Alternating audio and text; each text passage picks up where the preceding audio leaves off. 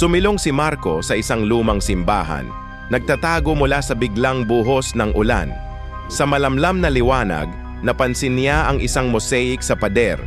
Basag-basag, tila nilamon ng panahon at kalimot. Ngunit may kakaiba, tila lumalalim ang mga mata ng imaheng nakapinta, parang sinusundan siya sa bawat galaw. Nang lapitan niya ito ng dahan-dahan, napansin niyang may isang piraso pala ng mosaic na hindi pa ganap na nahuhulog.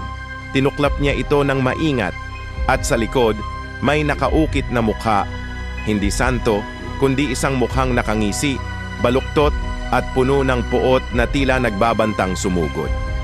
Bumigat ang hangin sa loob ng simbahan at biglang naramdaman niyang hindi siya nag-iisa. Napalingon siya ng mabilis, ngunit wala siyang nakita. Nang muling tumingin sa sahig na basa ng ulan, sa salamin ng tubig, nakita niya ang mukha mula sa mosaic, gumagapang napapalapit sa kanyang likuran. Tumakbo si Marco, ngunit bawat hakbang ay parang lumalalim ang dilim sa paligid niya, at ang mga anino ay tila humahabol. Sa huling sandali, bago siya tuluyang lamunin ng anino, narinig niya ang mahina at basag-basag na tawa na pumuno sa kanyang pandinig. Nang sumiko ang araw, wala na si Marco. Tanging ang mosaic ang naiwan at sa bagong basag nito, may isa pang mukhang nadagdag, nakangisi ng mas malupit kaysa dati.